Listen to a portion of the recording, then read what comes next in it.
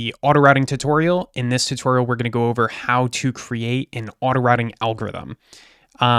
So first of all, the auto routing repo has a big README. It's full of lots of details. It has a table of contents and lots of stuff to get you started. Also, like just to give you a sense of where we're going, you can view the auto routing dataset online. Just select the dataset. Let's select the keyboards dataset, for example, and it starts us out with a dataset with the layout for a single keyboard, and we can see how different auto routers perform. So if I scroll in here on the right side, the left side is the unrouted version and the right side is the routed version. You can see all these little lines. That's the auto router drawing lines, and that's with the simple grid approach.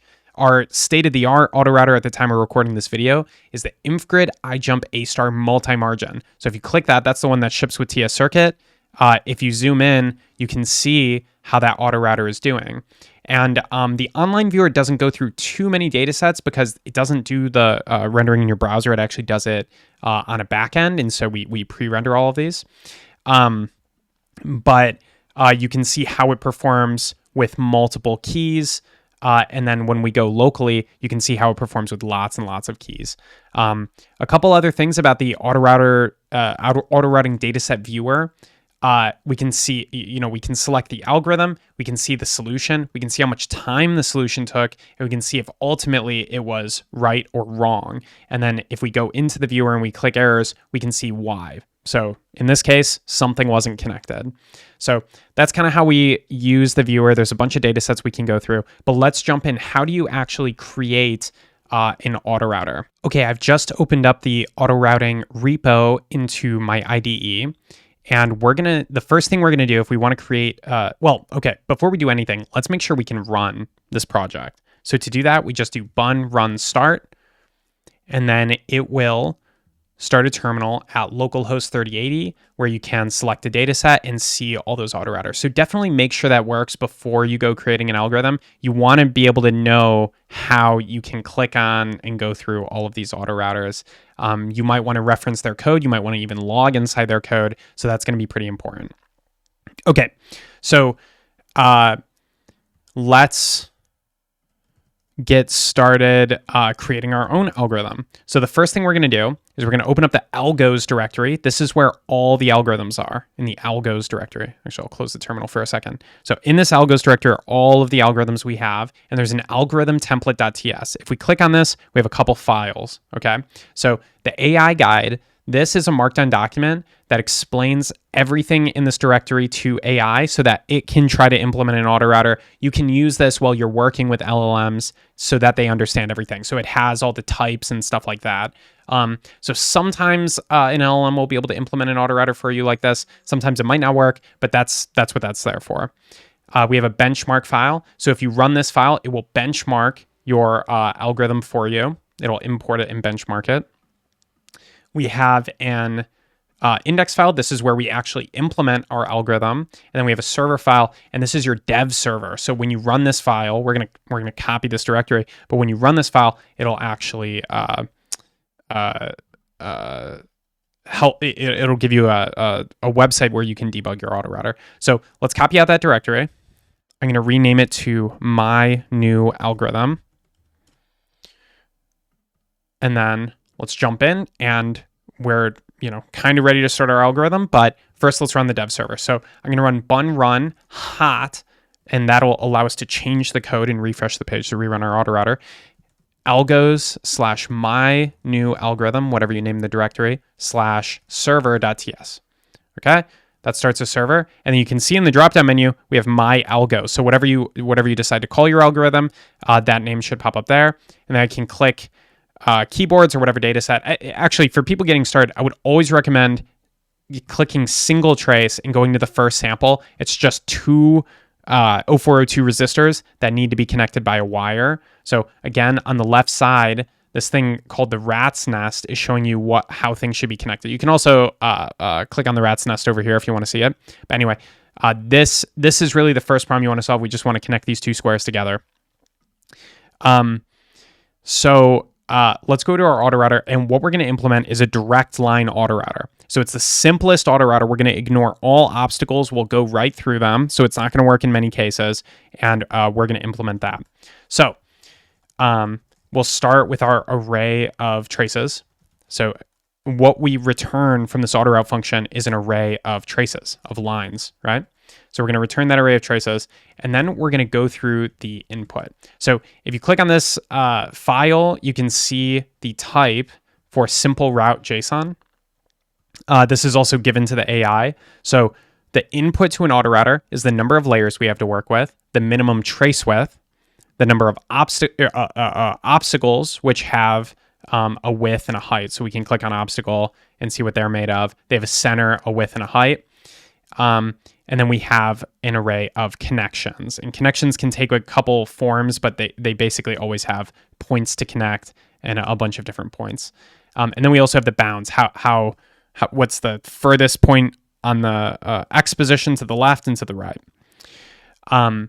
So with that, let's go through each of the connections in our input. So we're going to go through each of the connections in our input. I'm going to let AI autocomplete some of this. It autocompleted it wrong though, but we will be creating a trace. So we're going to go through each connection, and in each connection is our points to connect. So we're going to extract that out, points to connect, and then we're going to create a trace. So for most data sets, points to connect is always going to have just a start and an end.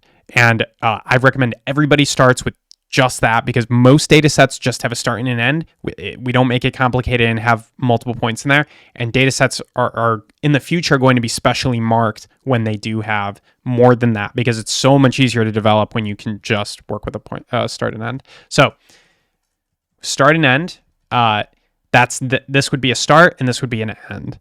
Okay, so points to connect, it's this point and this point, right? So now let's fill in the trace. PCB trace ID, this doesn't matter. You can set to an empty string. For type, we need to put in PCB trace. And then for route, all we're going to do is do 2 points. We can say start and end, and then we can actually map this to a proper PCB trace point. So there's a couple things required there. Route type, we're going to select wire. This is kind of like the default thing when you're getting started that you want to do. We're just going to put everything on the top layer. Then we'll do PCB X, Y, with whatever. So there's other ways to kind of configure this to do more complicated things. But generally speaking, this is a really great place to start. You might want to start with this code exactly, the direct trace autorouter. Okay. Then we can just go over here, refresh our page, and we can see we're drawing a trace. Okay, so that's it. Like, we're good to go. And we can run this against any problem in the data set now, and we can see we're getting a lot of these wrong. This method does not work very much. We can go to the multi-trace data set. So the single trace data set is always just a single trace. When you feel like your algorithm is good enough, you can go to the multi-trace data set. You can start working with those and see if how many of those you get right. There's a lot of different data sets for testing different things, and I'll go over the different data sets, why we make different data sets. It's to test different conditions in the next video. But you can see, things are overlapping. We really need to take into account those obstacles. But regardless, let's run a benchmark and see how well we did on this algorithm. So I'm going to go back to my terminal. I'm going to kill my dev server, and then I'm going to run bun run algos my new algorithm slash benchmark.ts. Okay. And now what it's doing is it's running, it's basically doing the same thing in that web view, but it's doing it against every single file. Okay. Or every single sample in our data set. And we can see our completion. So 14% completion, average time, 10 microseconds or 70 microseconds. So very, very fast, 0.07 milliseconds.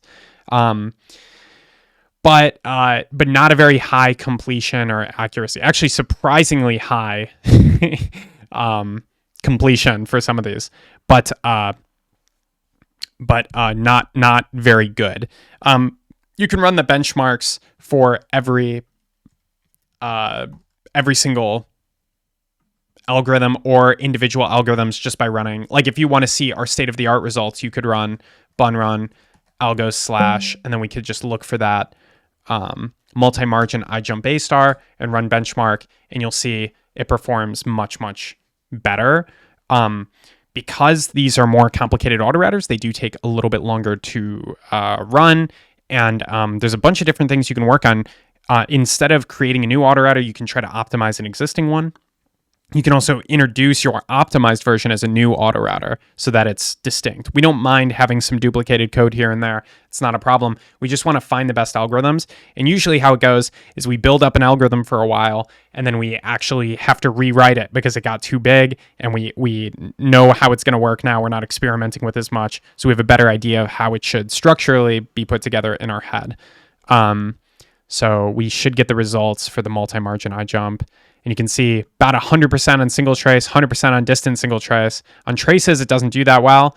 And on keyboards, it doesn't do that well at 5%.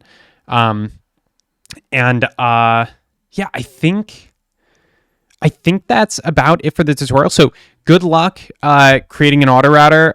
Love to see the PRs. There's a bunch of stuff I didn't talk about. I didn't talk about how to create a data set. So I'll do that in a future video. And I didn't talk about the specifics of an algorithm, which is stuff like A star. How does that work? How can I debug an autorouter? Actually, debugging an autorouter is important enough where I will talk about it very quickly. So when you're developing an autorouter, you do really want to be able to debug it each step of the way because it's so complicated. So to debug an autorouter, we have to turn on a debug mode. I'm going to find the section in the README for this because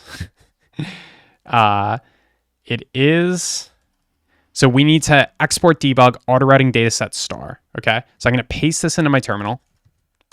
And what this will do is turn on debugging for my autorouter. It's going to, in many cases, slow down the autorouter because it's outputting debug information, but it's going to make it so that I can see a lot more. So I'm going to run our state-of-the-art autorouter with that debugging mode enabled. If I can spell the name of the directory correctly. Let me see what's going on here. Does it not have a server file on this one? This one doesn't have a server file. Oh,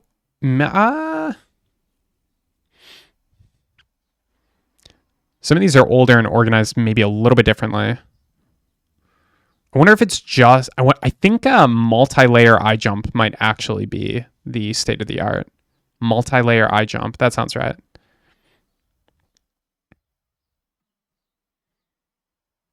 Okay.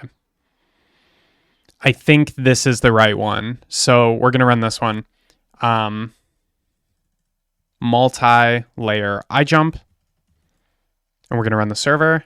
And remember, we have our debug mode on. Oh my gosh. I feel like I'm going crazy. Multi-layer iJump. This one doesn't have a server either. I think for some of these, they don't have servers because we've been debugging with just the regular bun start. Yeah,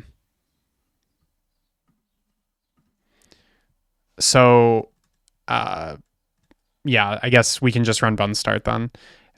So technically these kind of do the same things, but it's running all the built-in. So for whatever reason, we don't have a server in there. It's 5 lines, so it's not very difficult to add. But let me show you what the debug view looks like. So let's go to our, I wonder, does it, it's not in this one. Let's see. Multi-layer iJump, I guess. Right, okay.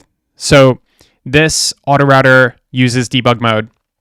So when you're in debug mode, you can go through each iteration of the autorouter. And if we zoom in, you can see these points are kind of labeled. And these are custom set by the author of the autorouter to help them debug. So they're like, okay, this is X0. We have 1, 2. I think these are candidates. So we're saying 1, 2, 0. So we've got some candidates for where we go next. Looks like that's another candidate, 3. And what authors will do a lot of time is make sure they understand every single thing that the autorouter is going to do. I guess it's just connecting this bad and that bad, so that was a pretty easy one. Or actually, yeah, it connected that one immediately. So now it's working over here, okay? And it's saying, okay, I could go here, I could go here. Let's see what it does. We can literally just step through and try to understand every phase of it. Okay, it looks like it went down. I clearly do not remember how these numbers worked. And so this is now X0. I think the inner numbers correspond to what is most likely to go next from this point. So I don't know. Does it try to go over here? Yeah, it looks like it tries to go over here. I think 0 means it is the next best point. So it's going to go there. If I zoom in again, so that 0 point became the new x0. This one is 0. So you can kind of see how your autorouter is working. In our case with iJump A star, we try to compute with intersections the optimal next jumping point. And so it's really important for this one. When you're doing grid-based solutions, you might want something like a heat map and stuff like that. You can do a lot of different things with the debug view. But I'm going to refer you to actually look at the other autorouters to see how that debug view works. But you basically just return debug data, which is in the form of fabrication notes. So you just return additional objects, not just the traces. You also return debug objects. Those are pretty simple to use, but I'll refer you to the other autorouters for now to make this video not too long. But that's how you could debug it when you start getting into complicated stuff. And I would recommend, as soon as you feel confused, like you don't know what your autorouter is doing, start to look into the debug stuff, because it is hard to debug these algorithms, especially when they are thousands of iterations long. So that's it for the autorouting repo. Good luck making your autorouter. It's pretty tricky, but it's very rewarding when it works. And of course, if it's in TypeScript, we'd love to integrate it into TS Circuit. Okay, so I'm editing this video, and I have a little recommendation. We actually have a really good way to test autorouters, so I'm going to get into that right now. I highly recommend this, especially as you get into a more complex autorouter. So there are two types of tests you can do. They're both snapshot tests. One is to preserve the quality of your autorouter, so to make sure that nobody breaks it, or if somebody changes it, you know exactly how it was changed. And that is just a simple snapshot test. So here's an example, multi-layer keyboard 2. We load in one of the seed files, we run our autorouter against it, and then we do circuit JSON to PCB SVG, and we do a snapshot test. And you can see that it generates this SVG, and if anybody changes this in a pull request, you'll know, you'll be able to see it, inspect it, etc. The second type of test, you use this function called get debug SVG. And this is actually extremely useful for debugging. It looks like this, and you can look at each iteration of your autorouter. So extremely, extremely useful for debugging. I would highly recommend this. This is kind of a new feature, and especially if you're doing an iterations-based autorouter, not a grid-based autorouter, this is really the best approach. So would recommend these two techniques.